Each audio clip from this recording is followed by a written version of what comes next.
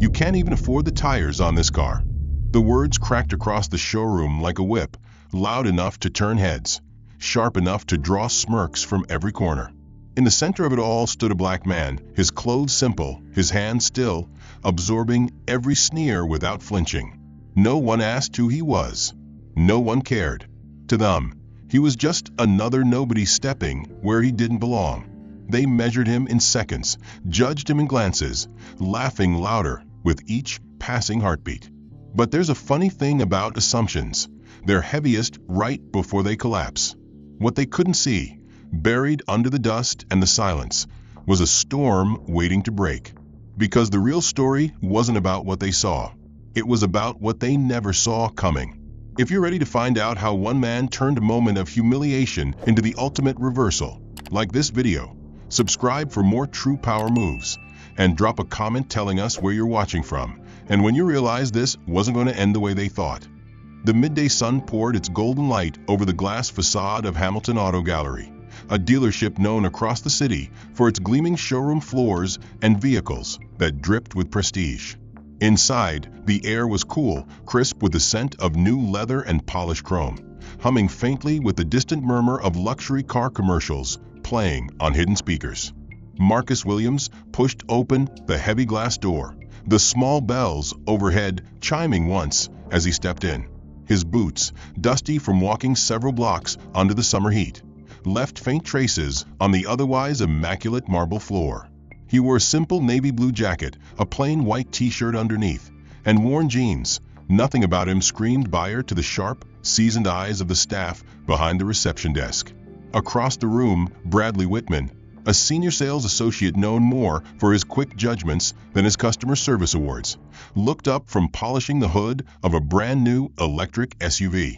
His eyes narrowed as they scanned Marcus from head to toe, pausing pointedly at the scuffed boots and the slightly frayed hem of his jeans. Without even attempting to hide the smirk crawling up one side of his face, Bradley elbowed his co-worker Todd, whispering with a chuckle, "Lost his way to the used car lot, maybe." Todd snickered, but quickly turned his attention back to rearranging brochures on a nearby table. Bradley straightened his tie, pocketed his microfiber cloth, and ambled toward Marcus with a casual air of someone preparing to handle a minor nuisance. "Welcome to Hamilton," he said in a voice dripping with condescension, his smile tight and insincere. "Looking for the restroom, or just cooling off?" Marcus, unaffected by the obvious slight, offered a polite nod. "Actually, I'm interested in one of the new models," he replied, his voice calm, steady, betraying no hint of irritation. Bradley's eyebrows shot up, mock surprise playing across his features as he folded his arms across his chest. "Really?" he said, his tone lilting with disbelief. "Well, we do offer financing options. Even first-timers can dream big, right?" A few customers nearby turned their heads, sensing the tension brewing beneath the polished surface. Marcus simply smiled, the kind of patient, reserved smile that said he had weathered worse storms than Bradley's thinly veiled contempt.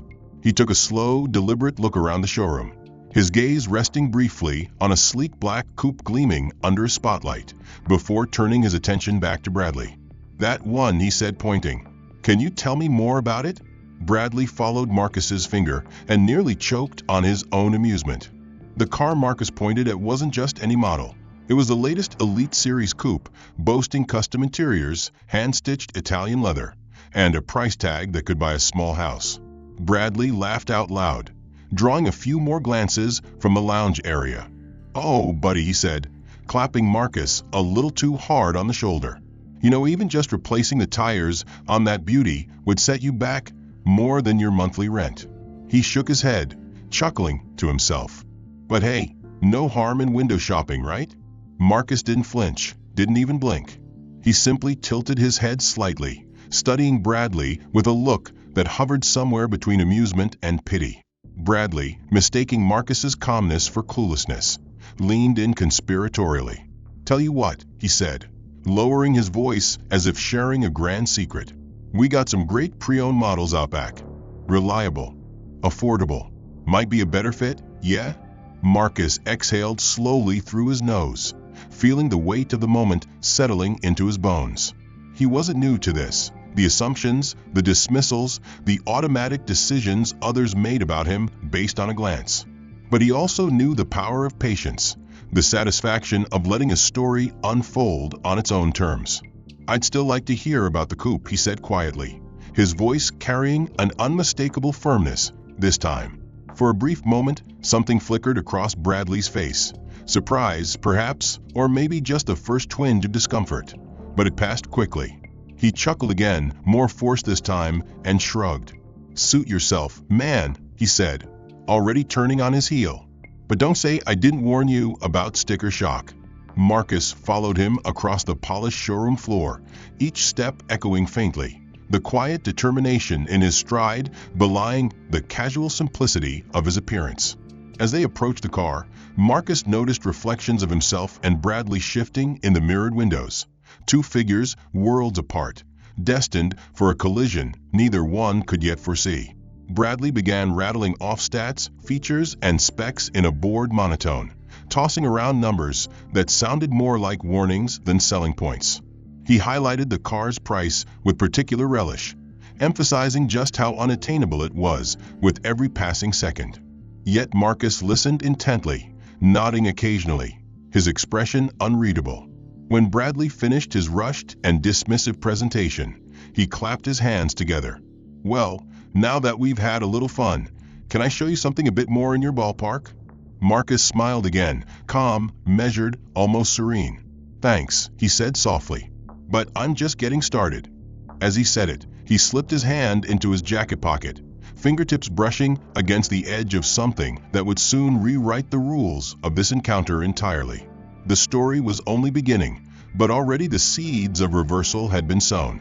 Bradley's voice dripped with artificial enthusiasm as he rattled off the specifications of a luxury coupe, but anyone listening closely could hear the boredom thinly veiled beneath his words. And Marcus listened without interruption, nodding occasionally, seemingly unbothered by the underlying hostility. His calm demeanor only fueling Bradley's growing irritation, because in Bradley's mind, customers like Marcus were supposed to get the message early and leave, not stand there soaking up his precious time with impossible dreams. And as the awkward presentation dwindled into silence, Marcus took a deliberate step closer to the car, his fingertips grazing the flawless paint with an almost reverent touch, his gaze sweeping over the chrome trim and the masterfully crafted curves before he turned back to Bradley and said, "What about that one over there?" pointing confidently toward the centerpiece of the showroom. A brand new Platinum Edition SUV parked atop a marble platform under a custom spotlight that made its metallic surface shimmer like liquid silver. A vehicle so exclusive that only a handful had been released nationwide. And Bradley's eyebrows shot up in open disbelief, his mouth twitching into a sneer he barely concealed as he shifted his weight from one polished loafer to the other and crossed his arms tightly over his chest. "You mean the Titan LX Platinum?" he asked, his tone laced with mockery, to which Marcus simply nodded without hesitation, and Bradley let out a sharp breath through his nose, a half-laugh, half-sigh, before adding, "Do you even know how much that costs?" The question hanging in the air, weighted and deliberate, drawing the attention of a few more sales associates lingering nearby, and Marcus, undeterred, replied simply, "I'd like to hear the details," ignoring the venom in Bradley's voice as easily as one might swat away a buzzing fly. But the damage was already done, because across the room Todd and another junior associate named Jeremy exchanged knowing glances, and in the falsely hushed tone of someone pretending to whisper while fully intending to be overheard, Todd leaned toward Jeremy and said, "Man, don't even bother. The dude probably couldn't afford the tires on that thing." The words slicing through the ambient showroom music like a blade, clear and cutting. And though Marcus stood with his back to them, his shoulders remained square, steady, his stance betraying no sign that he had heard. But inside him, somewhere deep, a silent ledger was being tallied. Names and faces and slights added to a list he would not forget. And Bradley, encouraged by the muffled chuckles around him, decided to push further, stepping around Marcus to stand between him and the gleaming SUV, as if physically blocking access to something sacred, something too precious to be touched by just anyone. "Listen," he said, feigning patience he didn't possess. "This vehicle isn't just expensive, it's an investment, all right? You're talking about something that starts at over 130 grand. And that's before taxes, before registration, before insurance, before you even think about maintenance. And the way he dragged out every word made it painfully clear he didn't believe Marcus belonged anywhere near such numbers, let alone a car carrying that price tag. And still Marcus didn't flinch, didn't lower his eyes, didn't shrink beneath the weight of Bradley's disdain. Instead, he asked again, "Could you tell me about the features?" And this time his voice was softer, almost challenging in its calmness, which only made Bradley's face tighten further, the color rising in his cheeks, as he fought back the urge to laugh outright. "Sure," he said after a pause, his smile sharp and glinting with mock kindness, "if you really want to hear about them." And as he launched into a deliberately jargon-heavy, needlessly complicated explanation about torque ratios and custom suspension packages, Jeremy wandered closer, pretending to browse brochures but really just lingering to enjoy the show. And at one point, he caught Todd's eye across the room and mouthed dramatically, "Tires," sending both men into silent fits of laughter behind their hands, because in their minds it wasn't just a joke, it was a certainty, an unshakable belief that a man like Marcus, dressed plainly, shoes worn, skin dark, couldn't possibly afford the laces on the showroom floor, much less a vehicle designed for millionaires and celebrities. And yet Marcus continued to listen, patiently absorbing every word. Not because he needed the information, but because he understood that letting Bradley exhaust himself would be far more satisfying than confronting him now. And as Bradley spoke, throwing sideways glances at his co-workers and rolling his eyes when he thought Marcus wasn't looking, Marcus found his gaze drifting, not to the vehicles, but to the enormous skylight overhead, where sunlight streamed in brilliant shafts across the polished floors, illuminating everything in stark, unforgiving clarity. And for a fleeting moment, he wondered how many other customers had stood here before him, judged before they even opened their mouths, weighed and discarded based on their appearances alone. And the thought planted itself deep within him, anchoring a silent, immutable resolve that grew stronger with every careless word that spilled from Bradley's mouth, every condescending glance from Todd and Jeremy, every stifled laugh echoing faintly off the marble. Because Marcus Williams had not come here by accident, had not walked into Hamilton Auto Gallery out of idle curiosity. And though he remained silent now, absorbing the scorn and derision like a sponge absorbs water, there would come a moment, and it would come soon, when every one of these men would remember this day with a very different kind of clarity. And as Bradley finished his half-hearted presentation with a dismissive shrug and a sarcastic, "But hey, dreams are free, right?" Marcus smiled once more, the smallest, sharpest smile yet, and stepped slightly to the side, his eyes locking onto something behind Bradley, something, or rather someone, moving toward the front entrance with deliberate purpose. And for the first time, a flicker of uncertainty crossed Bradley's smug face, though he quickly masked it, because after all, what threat could possibly come from a man who, in their eyes, couldn't even afford a set of tires? Bradley, catching a glimpse of movement behind Marcus at the entrance, mistook it for another staff member coming to back him up, and emboldened by the private jokes shared among his co-workers and the dismissive glances from nearby customers, decided it was time to end the charade once and for all. Because in his mind Marcus's presence had already lingered too long, and it was beginning to annoy the polished, curated image that Hamilton Auto Gallery so desperately tried to project. So with a theatrical sigh loud enough to catch the attention of a few customers browsing in the lounge, Bradley straightened his jacket, turned back toward Marcus, and said in a booming voice that echoed across the marble floor, "Look, man, let's be real for a second," he began, raising one hand as if asking the imaginary court of public opinion for permission to speak the hard truth. And when Marcus tilted his head slightly, inviting him to continue, Bradley smirked and took one slow, deliberate step closer to the gleaming Titan LX Platinum parked atop its marble pedestal. "You're standing here asking about a car that costs more than some people's houses," Bradley said, his voice thick with condescension. And honestly, he paused dramatically, sweeping his hand across the car as if unveiling it for the first time. "Are you even sure you could afford the tires on this beast?" The words dropped into the room like a grenade, the sharp crack of laughter following almost instantly, as if someone had yanked the pin out of the collective restraint that had been barely holding back the spectators' amusement. And for a heartbeat, time seemed to freeze, Marcus standing alone under the harsh spotlight of ridicule, while a circle of polished shoes, designer suits, and clinking jewelry formed invisibly around him. The subtle shuffle of feet and shifting of bodies signaling the unspoken agreement that he was now fair game, open season for mockery, and the laughter spread quickly, rippling through the showroom like wildfire as more customers turned to see what the commotion was about, some laughing outright while others tried, and failed, to hide their smirks behind hands or magazine covers. And Marcus, standing tall amidst the rising tide of humiliation, felt the weight of every gaze pressing down on him, not with sympathy, but with a cruel, expectant glee, the kind of gleeful cruelty reserved for those who believe themselves untouchable, superior by right. And among them, Bradley stood triumphant, basking in the sound of his own cleverness, feeding off the collective sneer of the crowd like a wolf drunk on the blood of its prey. And Todd, watching from a few feet away, let out a low whistle and muttered just loud enough for others to hear, "Man, I bet his credit score runs backwards," prompting another round of snickers that danced through the air like venomous insects. And even some of the customers, people who prided themselves on their sophistication and manners, couldn't resist joining in, nudging each other with elbows, whispering snide comments about dreams bigger than wallets and fairy tales that didn't belong in places like Hamilton Auto Gallery.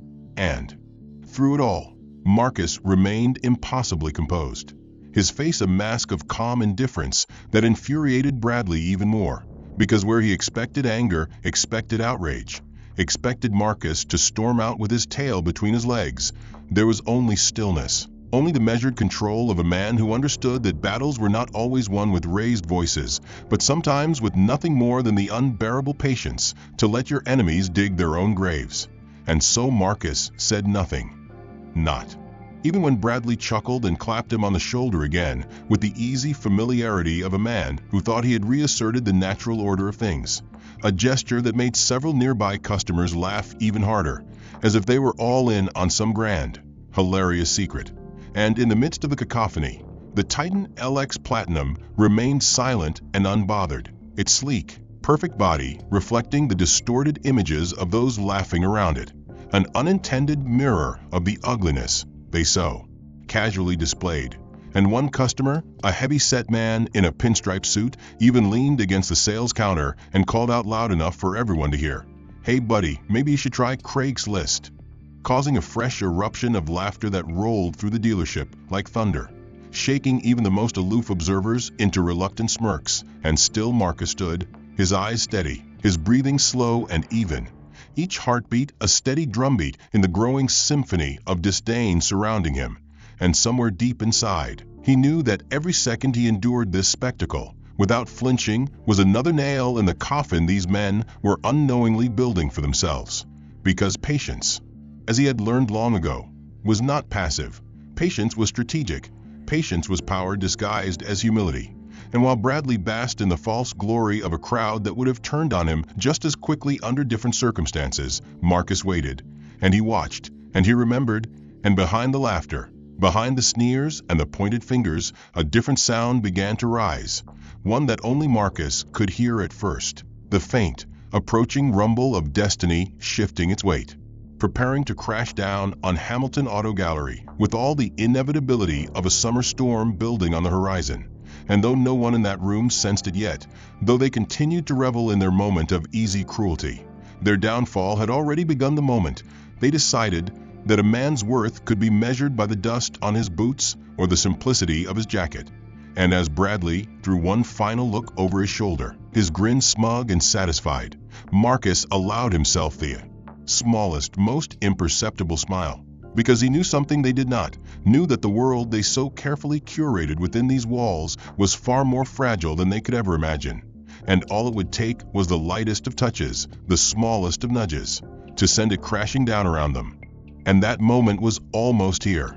The laughter still hung in the air like smoke after a fire, thin and acrid, when Marcus finally shifted his weight, his boots scraping softly against the polished marble floor as he stepped forward, closer to the Titan LX Platinum, his eyes scanning the pristine lines of the vehicle with the careful attention of someone who knew precisely what he was looking at.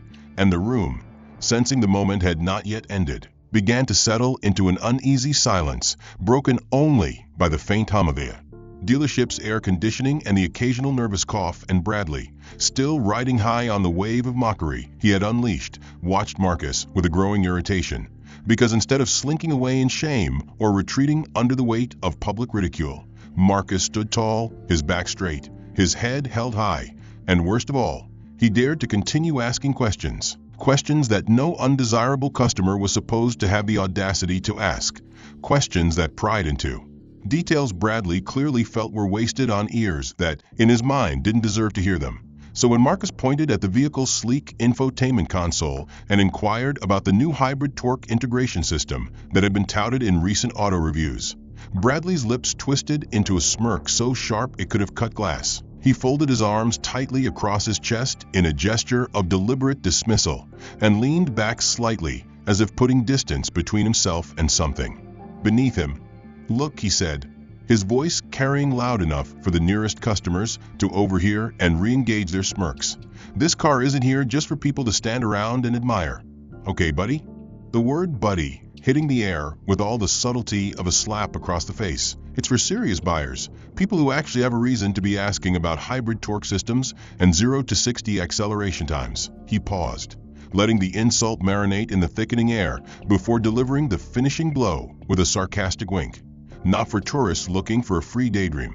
And a few small, cruel chuckles escaped from the corners of the room, the laughter of those who had chosen to be complicit, who found comfort in reinforcing the invisible walls that divided us from them. And still Marcus said nothing, not because he didn't have words, but because he knew words alone would never teach these men the lesson they so richly deserved. And perhaps it was that unshakable composure that pushed Todd, still lurking nearby like a hyena waiting for scraps, to add his own brand of cruelty to the performance. Because with a sly grin and a casual swagger that betrayed his eagerness to join in the fun, Todd jerked his thumb toward the large bay windows that overlooked the back lot. His voice raised just enough to ensure it carried. "We've got a few used models out back," he said, the suggestion dripping with faux helpfulness, so transparent it was almost insulting. "Good prices, good mileage, nothing fancy. But hey," he shrugged dramatically, "probably a better fit, right?" And his implication was clear, so clear that it required no further elaboration. "You don't belong here, you belong there, out in the lot with the cars that have seen better days, with the relics and the cast-offs, because that's what we see when we look at you." And as Todd's comment hung in the air, the atmosphere inside the dealership shifted from one of overt mockery to something more insidious, a shared and silent verdict passed down without trial or evidence. Only the cruel consensus of prejudice disguised as good business sense, and again Marcus absorbed it all in silence, his gaze never wavering, his expression unreadable, but his presence, his very refusal to be moved, became a silent indictment of everyone in that room, a mirror held up to faces that believed themselves above reflection. And in that moment, though no one realized it yet, the real power in the room did not belong to Bradley or Todd, or even the well-heeled customers who whispered behind manicured hands. It belonged to Marcus, and the patience he wielded like a sword sheathed but ready. Because patience was a weapon far sharper than pride, far heavier than arrogance, and its cut would be all the deeper when it finally came. And still Bradley could not stop himself, could not resist digging the hole deeper, feeling somehow that he needed to reassert his dominance over a situation he sensed was slipping just beyond the grasp of his greasy confidence. So he added with a laugh, "We even offer a free air freshener with the old ones." A cheap joke that drew a few half-hearted laughs from those who felt the weight of a growing unease, but were too cowardly to resist the gravity of the crowd. And Jeremy, emboldened by the ongoing spectacle, pretended to be absorbed in his clipboard but snickered just loud enough for Marcus to hear, reinforcing the message that had been sent loud and clear since the moment he walked through the door. Know your place, stay in your lane, don't dream too loud where decent people can hear you. And through it all, through every word and every glance and every poorly disguised smirk, Marcus remained still, like the eye of a gathering storm, silent and calm, but with a force behind him that none of them had yet begun to comprehend. And though Bradley and Todd exchanged satisfied looks, believing they had won some petty victory, Marcus simply turned his gaze toward the main entrance again, where the faint reflection of the showroom lights on the glass doors shimmered like a mirage, a portal waiting to be opened. And he knew, as surely as he knew the steady rhythm of his own heartbeat, that what stood on the other side of that door was not a rescue, but a reckoning. The tension thickened in the room like a gathering storm cloud, heavy and electric. Yet still Marcus stood silent, a monument to patience in a room drowning in smugness, and Bradley, sensing the shifting energy but misunderstanding it entirely, decided to press his advantage, to hammer home the humiliation before it slipped from his grasp.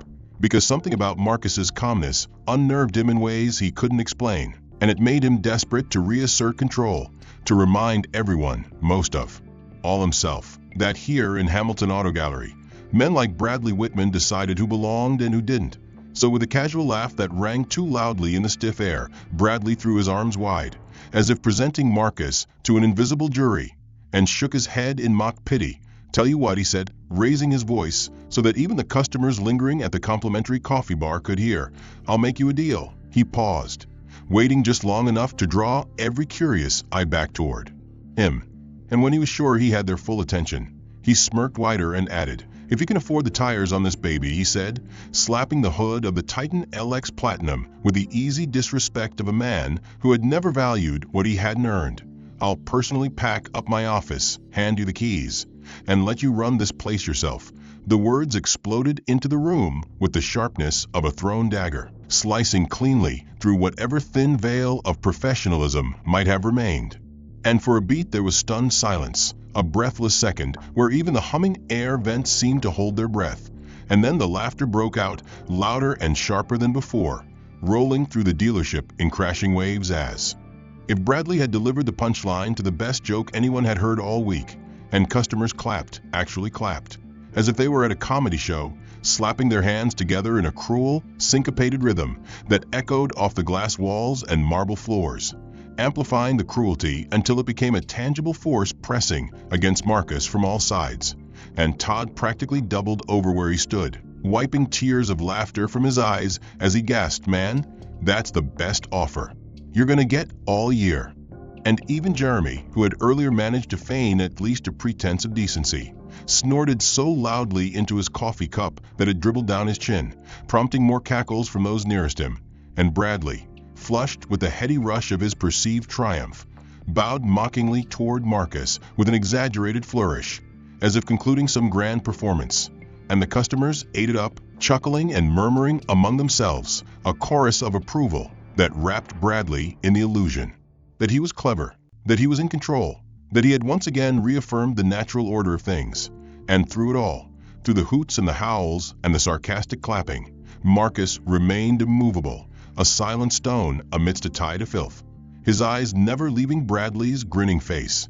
And perhaps if Bradley had been a smarter man, a man more attuned to the undercurrents of real power, he might have noticed that Marcus's gaze was not the gaze of a man defeated, but the gaze of a man measuring, calculating, waiting, and somewhere deep inside, a primal instinct might have warned Bradley that the loudest man in the room was rarely the strongest. But Bradley, like most men drunk on the fleeting validation of small minds, mistook noise for dominance, and so he continued to bask in the laughter, soaking it into his skin like sunlight, even as the first tremors of something far greater than he could comprehend began to stir just beyond the dealership's shining glass doors.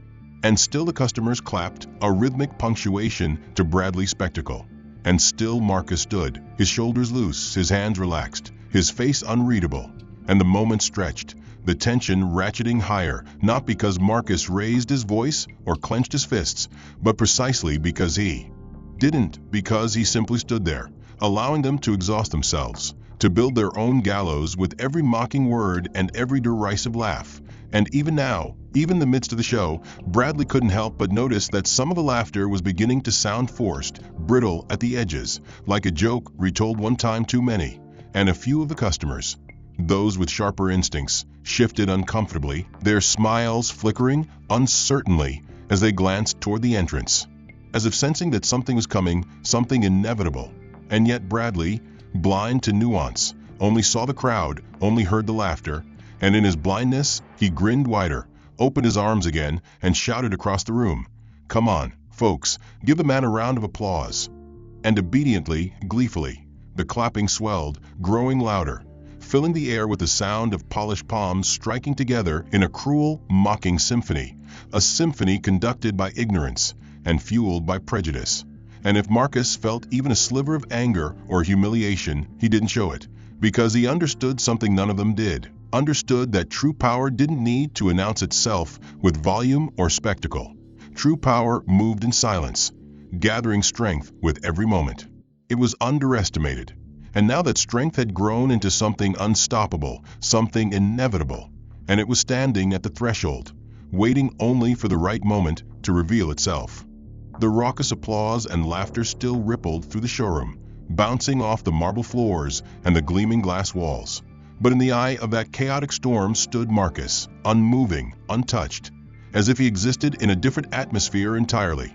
And while Bradley soaked in the approval of the crowd like a vain actor basking under a fading spotlight, Marcus let a slow, almost imperceptible smile play at the corners of his lips. A smile not of surrender or humiliation, but of inevitability, of quiet, lethal certainty. And in one smooth, unhurried motion, he slipped his hand into the pocket of his jacket and drew out a sleek, understated smartphone, its matte black surface catching none of the garish lights overhead. And with a few precise taps, he composed a message, his fingers steady, his movements practiced. And in the message, only 3 simple words appeared. "It's time now." And with a flick of his thumb, he hit send, slipping the phone back into his pocket as easily as a general issuing a final command before the first volley of battle. And no one around him noticed the gesture, too wrapped up in their own self-satisfaction, too convinced that the performance had ended with Marcus as the defeated clown on their gilded stage. And so Bradley turned away, chuckling to himself, already imagining how he would recount this story to the other salesmen at happy hour, how they would all laugh and toast to his quick wit and sharp tongue. And Todd elbowed Jeremy, muttering something about how Marcus should take a selfie with the Titan while he still could, drawing another round of cruel snickers. But Marcus simply adjusted the cuff of his jacket, checked the time on the minimalist watch around his wrist, and waited, because he knew what was coming. He knew that the world outside these glass walls was already shifting, already rumbling toward them like a distant but unstoppable avalanche. And sure enough, less than 5 minutes later, the faint hum of a powerful engine became audible even over the low murmur of post-laughter conversation, a sound so smooth, so deep, it seemed to vibrate through the floor itself. And as it grew louder, closer, a few customers near the front windows glanced up, their expressions curious, then puzzled, then awestruck as they caught sight of the vehicle gliding into view. Because this was no ordinary car, no simple means of transportation. It was a Rolls-Royce Phantom, sleek and commanding in a deep obsidian black that seemed to absorb the sunlight around it, its chrome detailing gleaming like starlight against the darkness of its body. And it moved not with the hurried pace of the everyday, but with the slow, deliberate grace of something that knew it had nothing to prove, that its very existence was statement enough. And the dealership's valet, standing just outside, scrambled clumsily to attention, nearly dropping his clipboard as the Phantom purred to a halt directly in front of the showroom entrance. And for a heartbeat, the world inside Hamilton Auto Gallery held its breath, the laughter dying a sudden, awkward death as every eye turned toward the entrance, drawn irresistibly by the sheer force of presence radiating from the car. And then, with a precision born of deep respect, the driver's side door opened and a sharply dressed chauffeur stepped out, his uniform crisp, his posture impeccable, moving with a fluidity that spoke of long experience in serving the truly powerful. And without missing a beat, he rounded the car to the passenger side, his gloved hands reaching for the door handle, and he opened it with a subtle flourish, revealing the sumptuous cream interior within. And as he stood at attention, head bowed slightly in deference, it became undeniable even to the most willfully blind observer that whoever commanded this vehicle commanded much, much more than just appearances. And in that thick, stunned silence, Marcus moved, his steps unhurried, measured, each footfall a quiet drumbeat against the sudden hush that had fallen over the room. And as he passed Bradley, who stood frozen with a fixed grin of confusion curdling into something colder, something nearer to fear, Marcus didn't spare him a glance, didn't acknowledge the existence of Todd or Jeremy or the half-dozen customers who now stared with wide eyes and gaping mouths, because there was no need, because the balance of power had shifted so decisively, so irrevocably, that no words were necessary. And as Marcus approached the entrance, a gust of cool air from the outside slipped through the automatic doors, lifting the edge of his jacket like the opening breath of a symphony long awaited. And with a final, almost imperceptible nod to the chauffeur, Marcus stepped forward, the polished leather seats of the Phantom gleaming under the summer sun, and behind him, Hamilton Auto Gallery stood frozen, a portrait of arrogance laid bare. The cool breeze swept gently into the showroom as Marcus approached the open door of the Rolls-Royce, but instead of stepping inside, he paused, standing just at the threshold, his figure framed perfectly against the blinding white sunlight outside.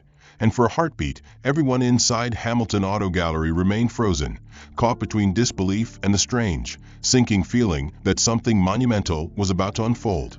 And then, as if on cue, a second vehicle pulled up behind the Phantom, a sleek black Mercedes-Maybach, its engine so silent it seemed to materialize out of thin air, and from its rear seat emerged a man in a tailored charcoal suit, his salt and pepper hair immaculate, his presence commanding, without a single word needing to be spoken. And in his hands he carried a slim black leather portfolio, its gold-embossed letters catching the sun briefly before the angle shifted. But not before Bradley, standing stiff as a statue, recognized the emblem for what it was: the insignia of Langston Hall Properties, the largest and most prestigious real estate and investment firm in the entire state.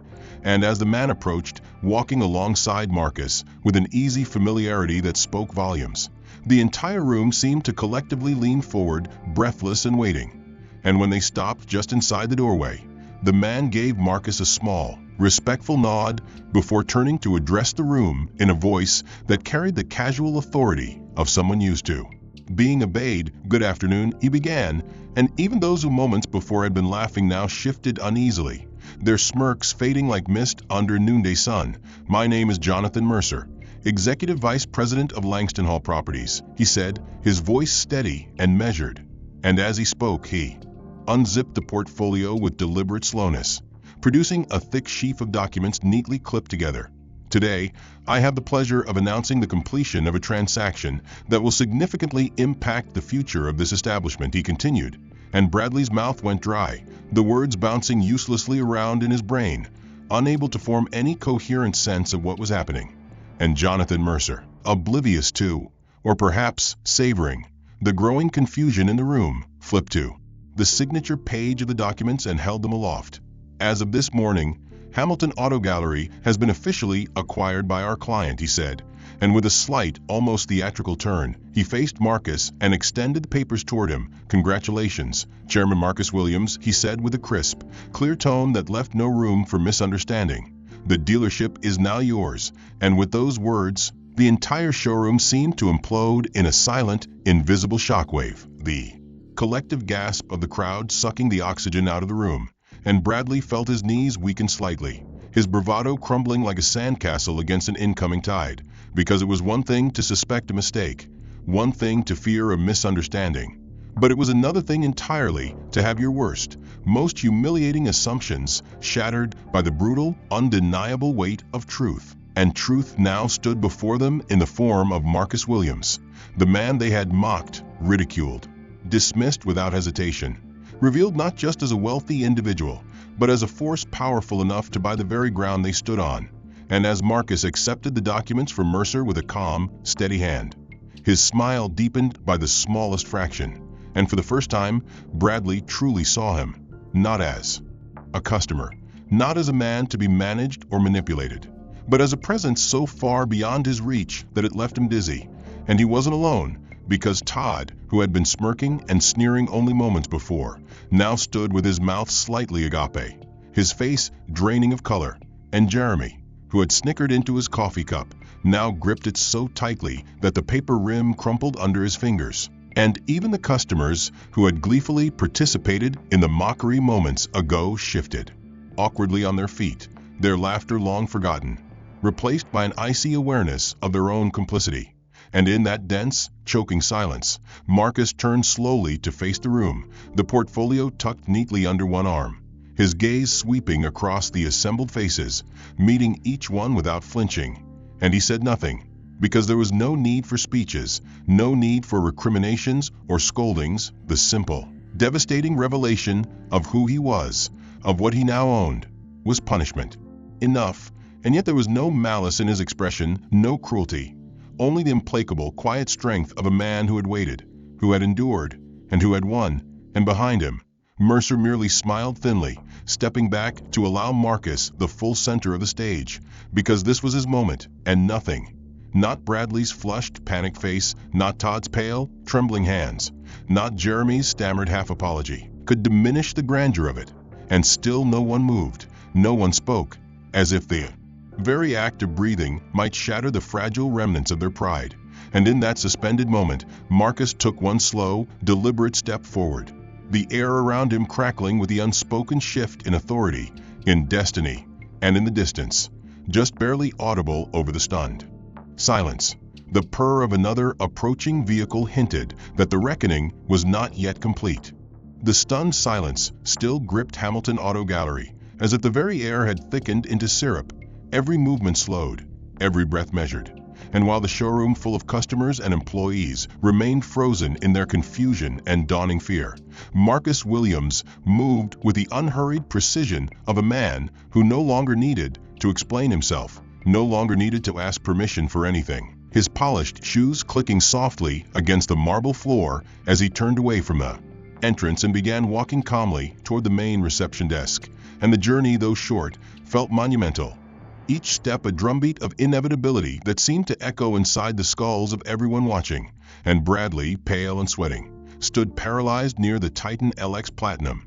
His earlier bravado evaporated into the stale, charged air, while Todd and Jeremy hovered uncertainly near the office corridors, exchanging desperate, silent glances that pleaded for someone, anyone, to wake them from this nightmare. But no one moved, no one spoke, as Marcus reached the front desk, where a young receptionist, her hands trembling slightly, stared at him with wide, terrified eyes. And without a word, Marcus offered her a small, reassuring nod, one that conveyed both understanding and silent authority. And then, with the measured confidence of a man fully in control, he reached for the small glass nameplate that sat atop the counter, the one that still bore the old owner's name in elegant engraved script. And with a single deliberate motion, Marcus lifted it from its stand, the soft scrape of metal against glass unervingly loud in the breathless silence. And from inside the leather portfolio Mercer had handed him earlier, Marcus withdrew a new nameplate, sleek and understated, its dark backing perfectly matching the decor, and with the casual grace of inevitability, he placed it where the old one had been, pressing it firmly into the stand. And as he stepped back, the engraved letters caught the overhead lights and gleamed brightly, their message impossible to mistake. Owner, Marcus Williams, and for a heartbeat, the words seemed to hum in the air, as if the building itself were absorbing the new reality being etched into its bones. And slowly, almost reluctantly, the eyes of every person in the room lifted from Marcus's calm face to the new nameplate, and then back again. And the weight of understanding finally settled over them like a crushing stone. And still Marcus said nothing, allowing the truth to sink its teeth deep into the collective conscience of everyone present. And then, after a long moment, he turned his gaze toward the gathered staff, toward Bradley, Todd, Jeremy, the stunned receptionist, and the handful of other employees who had peeked nervously out from side offices. And in a voice clear, low, and edged with a kind of cold authority that brooked no argument, Marcus finally spoke. As of this moment, he said, letting his words slice cleanly through the thick air, "This dealership belongs to me." And though his tone was measured, almost casual, the impact was anything but, and a visible shudder ran through the crowd as the full, terrible weight of their earlier mockery came crashing down around them. And in that moment, Bradley seemed to shrink before everyone's eyes, his shoulders curling inward, his face flushed an ugly shade of crimson, while Todd visibly swallowed, his Adam's apple bobbing furiously in his throat, and Jeremy's clipboard slipped from his nerveless fingers and clattered to the floor, the sharp sound making several customers flinch. And still Marcus remained composed, his posture relaxed but utterly dominant, the rightful king reclaiming a throne that had been his all along. And behind him, Mercer remained silent, his expression inscrutable, his hands neatly folded in front of him, the perfect image of corporate formality, as he bore witness to the complete transfer of power. And from somewhere near the coffee bar, a customer muttered something under his breath and quickly gathered his things, eager to flee the scene before the inevitable reckoning began. And Marcus, having delivered his proclamation with the cool finality of a closing gavel, allowed the silence to stretch just a heartbeat longer, watching the realization settle deeper, watching the employees and customers alike shift uncomfortably under the invisible, suffocating weight of their own guilt and fear. And then, slowly, purposefully, he turned his attention fully toward Bradley, his gaze locking onto the man like a searchlight. And without a word spoken, the message was clear: your time is up. The oppressive silence that followed Marcus's declaration seemed to stretch on forever, a heavy, suffocating force pressing down on every soul within Hamilton Auto Gallery. And as Marcus stood in front of the new nameplate bearing his ownership, he let his gaze sweep across the assembled staff and customers one final time before speaking again, his voice low and steady, slicing through the tension like a scalpel through silk. Effective immediately, he said, pausing just long enough to ensure every trembling employee was hanging on his every syllable. Any member of this staff who engaged in discriminatory behavior today will face formal disciplinary action without delay. And as the words sank into the stunned gathering, a collective flinch rippled through the employees, as though the walls themselves had suddenly shifted closer, and Bradley's face drained of the little color it had left, his mouth opening and closing like a dying fish as he struggled to find words that would not come, while Todd took a stumbling step backward, bumping into Jeremy, who dropped his ruined clipboard with a hollow clatter that echoed obscenely loud in the deathly quiet room. And Marcus, seeing the flickers of fear and guilt cross their faces, did not raise his voice, did not need to, because his authority now radiated from every measured word, every deliberate movement. And behind him, Mercer remained as still and composed as ever, a silent pillar witnessing the downfall of those who had once believed themselves untouchable. And Marcus continued, "Disrespect is not a value this dealership will tolerate. Not today, not ever," he said, the finality in his tone brooking no argument, no desperate apology that might have been forming on the lips of the guilty. And then, with a slight tilt of his head, he signaled toward a small group of professionally dressed individuals who had just entered through the side service door. And the employees nearest to the door stiffened visibly as the newcomers revealed themselves to be HR executives and legal advisors from Langston Hall Properties, their expressions grim and businesslike, carrying clipboards and document folders with the precision of surgeons arriving to perform triage on a battlefield. And Bradley, seeing them, seemed to shrink further into himself, his shoulders hunching forward as if he could somehow make himself invisible. But it was far too late for that. And Marcus gestured calmly toward the cluster of employees, Bradley, Todd, Jeremy, and a few others whose snickering and side comments had fueled the earlier humiliation, and said simply, "These individuals," his voice crisp and unyielding, "will report immediately to the compliance team for review." And the HR representatives wasted no time approaching the named employees with the cool efficiency of people accustomed to dealing with messy, uncomfortable truths. And Bradley took a stumbling step forward, his hands raised defensively, his words finally finding purchase in his dry throat. Wait, this is a misunderstanding. I didn't mean," he stammered, his voice cracking under the strain of desperation. But Marcus's gaze cut him off mid-sentence, sharp as a blade, leaving no room for pity. And Todd, pale and sweating, tried to back away toward the employee offices. But one of the HR officers gently intercepted him, clipboard in hand, her expression unreadable but firm. And Jeremy looked around wildly, as if seeking an escape route, but found none, the walls of their own actions closing in around them with merciless finality. And as Bradley was handed a thin white envelope containing his immediate termination paperwork, the room seemed to sway around him, the full, brutal consequences of his arrogance crashing down like a collapsing building. And Marcus, watching without a flicker of emotion, allowed the scene to unfold without interference, because justice, true justice, needed no embellishment, no dramatics. It simply required that actions meet consequences without flinching. And the customers who had once clapped and laughed now watched in frozen silence, their faces masks of shock and, in some cases, deep, gnawing shame, and one by one, the employees implicated in the day's disgrace were formally dismissed, their protests dying in their throats as they signed the documents handed to them. Heads bowed, shoulders slumped, and every signature, every reluctant scrawl, was another stone laid in the foundation of the new Hamilton Auto Gallery, a place that would no longer tolerate the rot of small-mindedness disguised as humor. And still Marcus stood calmly at the center of it all, a living testament to what true strength looked like. Not in the volume of one's voice, not in the cruelty of one's jokes, but in the quiet, immovable force of dignity meeting ignorance head-on and refusing to yield. And as Bradley, Todd, Jeremy, and the others were escorted out through the side entrance, their faces ghostly pale, the silence inside the dealership remained unbroken, save for the faint rustle of paperwork being shuffled and the soft click of polished shoes against the floor. And with each departure, the room seemed to exhale slightly, as if releasing the toxic weight that had tainted its air for too long. And when the last of them was gone, Marcus finally turned back toward the remaining staff and customers, his expression unreadable, but his eyes burning with a quiet fire that promised this was only the beginning.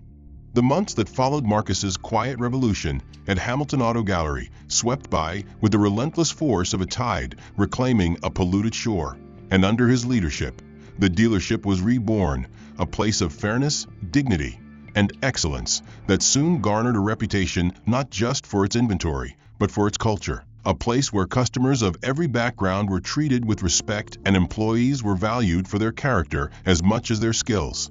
And yet, beyond the gleaming glass walls of the new Hamilton Auto Gallery, life for Bradley Whitman took a far different turn, a descent that began with the click of the door shutting behind him on the day of his public dismissal.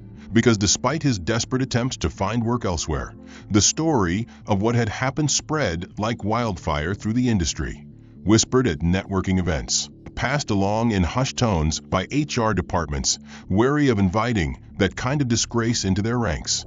And one by one, every opportunity he pursued dried up before it could take root, until Bradley found himself in a place he had once imagined only for others, a place of uncertainty, of fear, of questioning his own worth.